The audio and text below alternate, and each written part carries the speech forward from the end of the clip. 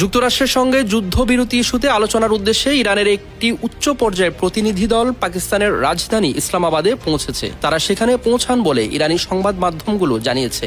ইরানের আধা সরকারি বার্তা সংস্থা তাসনিমের তথ্য অনুযায়ী দেশটির পার্লামেন্ট স্পিকার মোহাম্মদ বাকের গালিবাফের নেতৃত্বে প্রতিনিধি দলে রয়েছেন পররাষ্ট্রমন্ত্রী আব্বাস আরাগচি,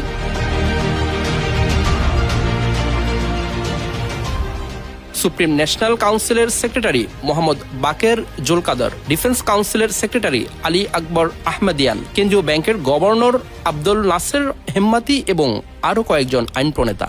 ইসলামাবাদে পৌঁছানোর পর প্রতিনিধি দলকে স্বাগত জানান পাকিস্তানের উপপ্রধানমন্ত্রী ও পররাষ্ট্রমন্ত্রী ইসাকদার, সেনাবাহিনীর প্রধান ফিল্ড মার্শাল আসিম মুনির, ন্যাশনাল অ্যাসেম্বলির স্পিকার সর্দার আয়াজ সাদিক এবং স্বরাষ্ট্রমন্ত্রী মহসিন নাকভি।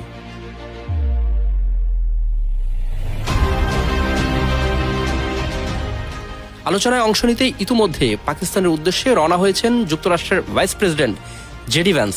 তার নেতৃত্বে মার্কিন প্রেসিডেন্ট ডোনাল্ড ট্রাম্পের বিশেষ দূত স্টিভ উইটকফ, ট্রাম্পের জামাতা জারেড কুশনার এবং মার্কিন সেন্ট্রাল কমান্ডের কমান্ডার ব্র্যাড কুপার ও আলোচনায় অংশ নেবেন।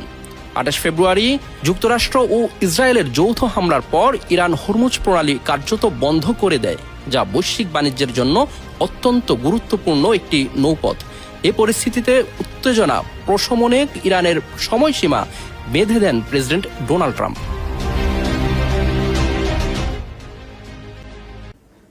ইরান যুক্তরাষ্ট্র সংঘাতের মধ্যে একটি আয়নার মতো মিল লক্ষ্য করা যাচ্ছে।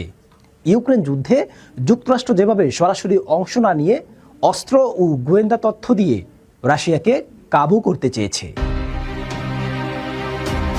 এদিকে যুক্তরাষ্ট্রের সঙ্গে আলোচনার বিষয়ে নতুন বার্তা দিয়েছে ইরান। পাকিস্তানের মধ্যস্থতায় দুই দেশের মধ্যে দীর্ঘ আলোচনা শেষ হয়েছে। এর পরপরই আলোচনা চালিয়ে যাওয়ার ঘোষণা দিয়েছে তেহরান। রোববার সামাজিক যোগাযোগ মাধ্যমে দেওয়া এক বার্তায় তেহরানের তথ্য জানিয়েছে। সংবাদ মাধ্যম জানিয়েছে, উচ্চ পর্যায়ের আলোচনার পর এখন কারিগরি কমিটি বিষয়টি যাচাই করছে। এ পর্যায়ে উভয় পক্ষ লিখিত প্রস্তাব বিনিময় করেছে।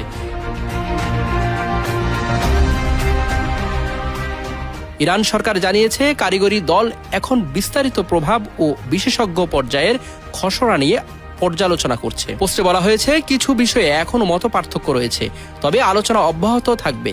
পাকিস্তান মধ্যপ্রাচ্যে টেকসই যুদ্ধবিরতি এবং আঞ্চলিক উত্তেজনা প্রশমনের লক্ষ্যে মধ্যস্থতা রয়েছে।